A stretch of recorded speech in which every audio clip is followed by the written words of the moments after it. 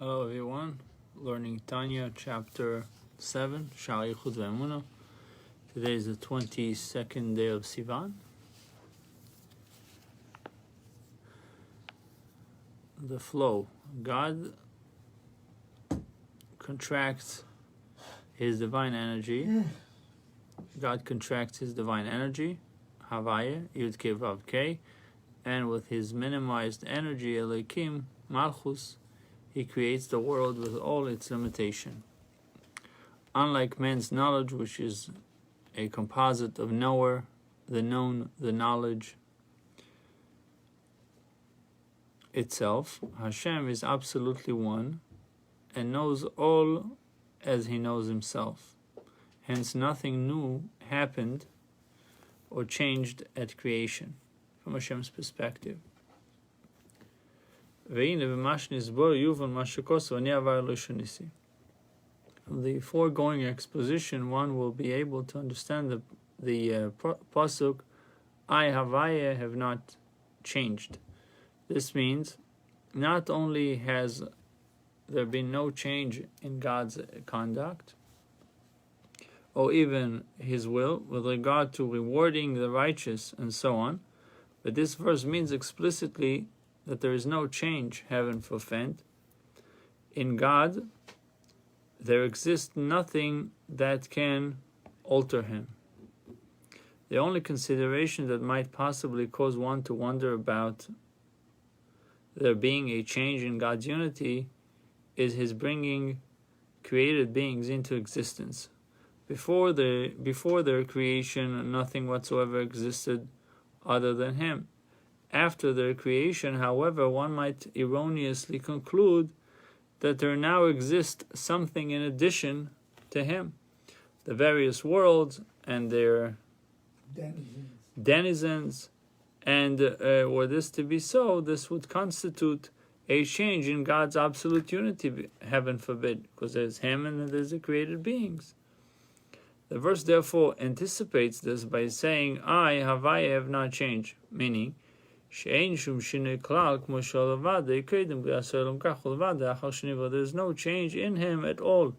Just as he was alone before the creation of the world, so is he alone after it was created. Superficially, this is difficult to understand. How can we possibly say that God is alone after the world was created, when there now exists an additional entity, the world? However, according to the explanation given here regarding divine unity, this matter is clearly understood. Since the world is truly nullified in its entirety in relation to him and is wholly united with him, God is thus just as truly alone after the world was created as he was alone prior to its creation. Accordingly, it is written, you were the same before the world was created, and you are the same after the world was created. If the meaning of this passage were only that God is eternal, without beginning or end, it could have been stated simply, you are before the world was created, and that's it. Why the circumlocution, right? That's the word. Yeah. Circumlocution. Of you, basically the repetition of you are he who was before the world was created, and you are alone even after.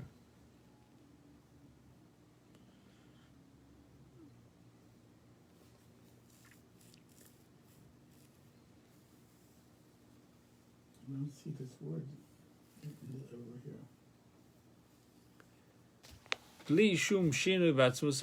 Without any change in his being, no, even in his knowledge. So this emphasis provided by his repeated phrase, you are he who, means you are exactly the same, he before and after creation, without any change in his being, nor even in his knowledge. One might have supposed that with the creation of the world, God's knowledge underwent a change, inasmuch as he could not have possibly known the world beforehand. Once the world was created, God would thus know something that previously he did not. The Alter Rebbe therefore tells us that God's knowledge had not changed at all. For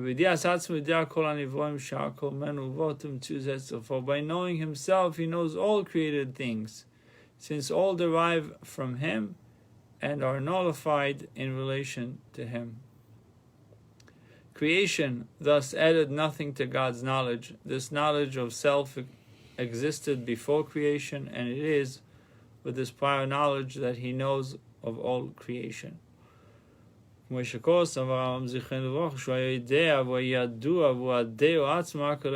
Maimonides of blessed memory stated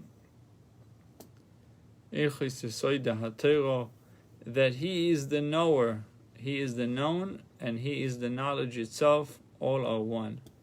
This is radically different from mortal knowledge, which comprises three distinct elements: the person's soul, the knower, the subject that is known, and C, the power of knowledge, the faculty of das, which enables the knower to know the known. In the divine realm, however, these three elements are all one.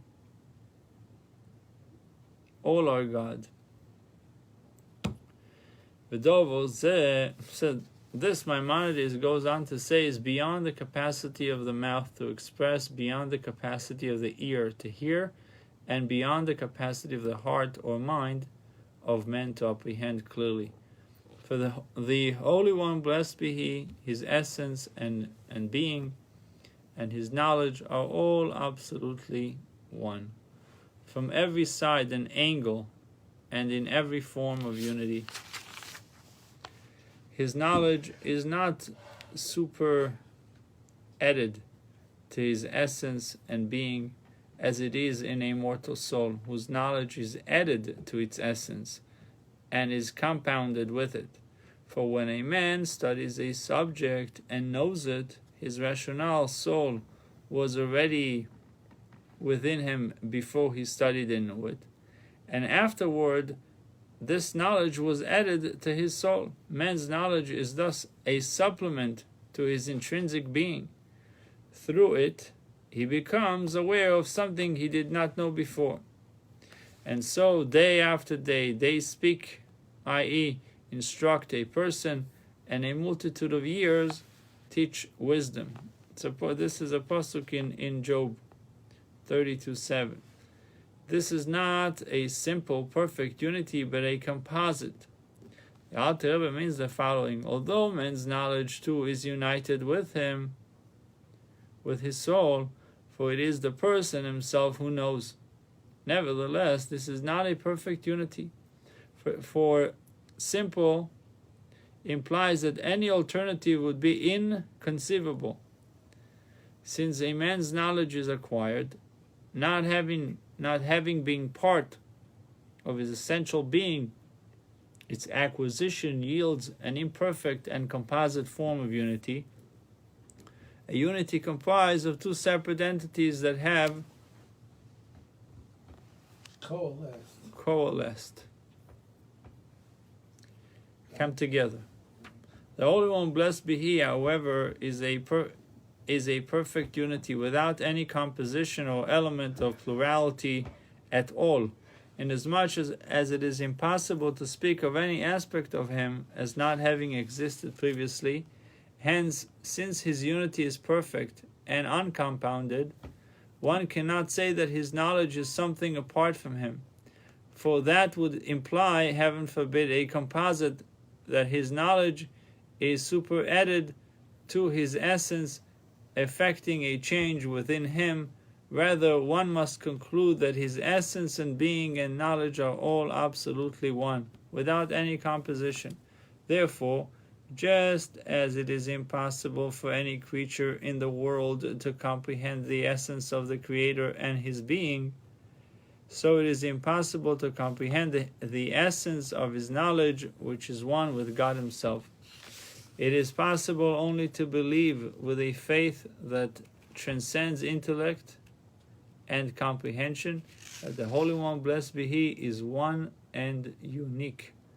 Inasmuch as faith transcends intellect, it is able to apprehend truth that lie beyond the province of mortal intellect, and His knowledge are all absolutely one, and knowing Himself, He perceives and knows all the higher and lower beings, the beings in the higher and lower worlds, including even a small worm in the sea and a minute mosquito that may be found in the center of the earth.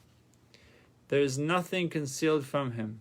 This knowledge does not add multiplicity and composition to Him at all, since it is merely a knowledge of Himself, and His being and His knowledge and His being and knowledge are all one. For example, if a person is aware of a pain that he has in his finger, does it add knowledge to him? Why? Because it's one with Him. He says the same thing about Hashem. Since everything is one with Hashem, nothing is being added. So therefore, anything that is going to happen or happen in the world is aware of, and the fact that he's aware of it and knew that it was coming and knew that it happened, it's not an added data to his hard drive. It's just part of his being. Like now, let's say I read this book, right? Right. So something I didn't know is added knowledge. Right. The knowledge was outside of me. Right. And now so the intellect is there. That's why they have these courses they make big bucks on. They teach people. Right. So what if people don't want to read the book, so they go to the course? Well, or a combination. Right. But the point is that it's an added knowledge. Right. You have the capacity of understanding that. Right. You have to come to the course with logic already, with intellect. Right. And you come with it. But whatever you acquire is an added. By Hashem, it's all one with Him. Right. I mean, He knows the whole deal. And as much as this form of knowledge is very difficult to envisage, the prophet Isaiah therefore said, "For as the heavens are higher than the earth, so are my ways higher than your ways, and my thoughts than your thoughts." It is likewise written in Job, can you, by intellectual searching, find God? And so too have you eyes of flesh, and do you see as man sees? For man sees and knows everything with a knowledge that is external to himself, and hence something is added to him by his knowledge. Whereas the Holy One, blessed be He, knows all by knowing Himself. These are the paraphrased words of Maimonides. See there in Ilchis Yesod HaTorah, the sages of the Kabbalah have agreed with him, as is explained in Pardes of Rabbi Menashe Amitay, of blessed memory, the famous Ramak. So there are a number of Torah sages who sharply disagree with Maimonides' view. They claim that no descriptive term may be applied to God, not even that of knowledge, and not even of a form of knowledge so rarefied that it is completely beyond the realm of human experience. To say that God is the knower and the knowledge, and so on. So the argument runs, it is to give the infinite God a description which would serve to limit Him. According to the Kabbalah, however, Maimonides is indeed correct. However, as stated in the Alter Rebbe's note in Part 1, Chapter 2, and later on in this note in Chapter 9, this is only after the Ein Sof has undergone numerous tzimtzumim, numerous contractions, until it is able to garb itself in the vessels of the Sephiros of Chochmah, Bina, Das, wisdom, understanding, and knowledge of the world of Atzilus. At that stage, in Atzilus, we can truly say that God is the knower and the known, etc. Inasmuch as the attributes of Atzilus are completely united with the Ein Sof light. So the takeaway from today's essay, lot has changed. There is a world with a lot going on. This, however, does not change anything in God. Just like God was alone before creation, so too after creation. There is just God. The world and all we see is part of God. Like that.